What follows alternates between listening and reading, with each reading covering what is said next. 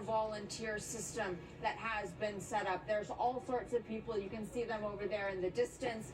They're holding up signs. On those signs are written names of various cities inside Poland that they can be taken to, and you also have how many families they can be housed. Pretty much this whole volunteer army that right now has set itself up in this parking lot, this makeshift reception center, to try to facilitate the whole process of housing these refugees. And, you know, we've been talking amongst ourselves as we've been here, Wolf.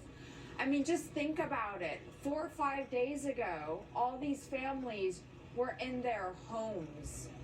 They had homes. They had a reality, and that has been completely and totally shattered, and now they have become refugees. Many of them, understandably, cannot fully comprehend what it is that they are going through. There's a lot of confusion, and there's so many families that are being torn apart for so many different reasons. We've met a number of people here on this side of the border who have come because their parents, for example, are inside, but they're too sick to actually try to make this journey. And you see all kinds of different vehicles that are just ferrying people across. And Wolf, this is just the beginning. The warning from UN agencies is that upwards of 5 million people could end up fleeing Ukraine.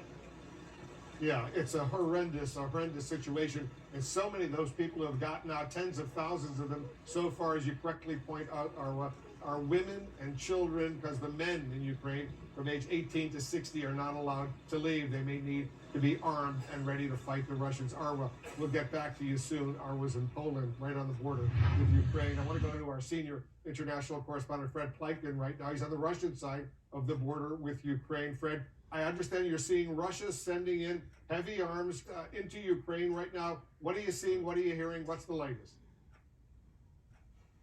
Yeah, Wolf, the area where I am is in the south of Russia in Belgorod, and that really is where the Russians have staged their main troop contingent for that big battle in Kharkiv, which, you know, the U.S. has said right now is probably the most fierce battle going on in Ukraine. And we usually get a pretty early indication of whether or not the Russians are actually escalating that battle. And today we could really see the Russians move in additional forces throughout the entire day. I was at the final checkpoint that the Russians have before the city of Kharkiv, and today actually at times when we were on air, we could see columns of T-72 main battle tanks being moved through that checkpoint towards the area of Ukraine. You could also see heavy howitzers move in as well.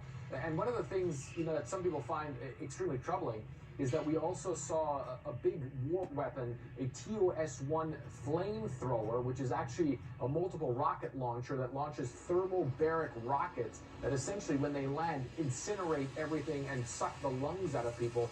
That, too, we spotted near the front line. It's unclear whether or not that flamethrower has already been used in the battle there, but certainly it is there and can be deployed at any time, Wolf. All right, Fred, we'll get back to you as well. Fred Pleitgen reporting breaking news.